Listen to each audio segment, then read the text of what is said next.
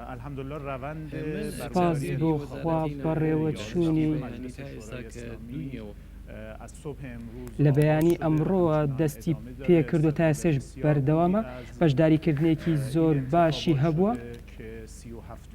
37مین خولی هەڵبژاردننی کۆماری ئیسلامی ئێران لە 40 ساڵی ڕابردوودا بەشدار بووە.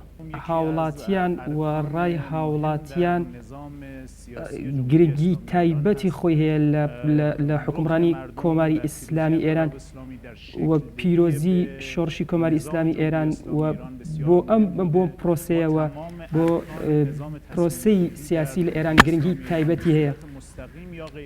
بەشێکی ڕاستەوخۆیان بە شوێنە ڕاستەوخۆ پەیوەستە بە هاوڵاتیانەوە و هاوڵاتین کە بە بەشداریکردنیان لە هەڵبژاردنەکاندا لە کۆماری ئیسلامی ئێران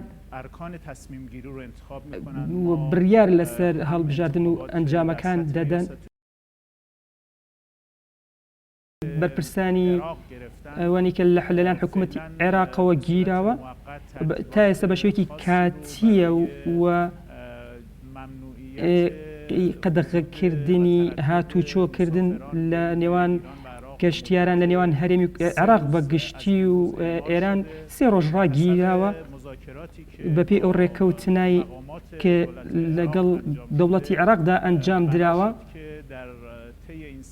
لە ماوەی ئەم 3 ڕۆژەدا هەموو بابەتە فەنی و کێشەکان کە هەن لە نێوان هەردوو وڵات لە بابەتی دەرمان و کێشە و گرفتەکانی لەگەڵ عێراقەتە گفتوگۆی جددی لەسەر دەکرێت و بۆ پێی و احتیاتی ئەوە دەخرێت کە چارەسەری کێشەکان بکرێت و هیوادارین کە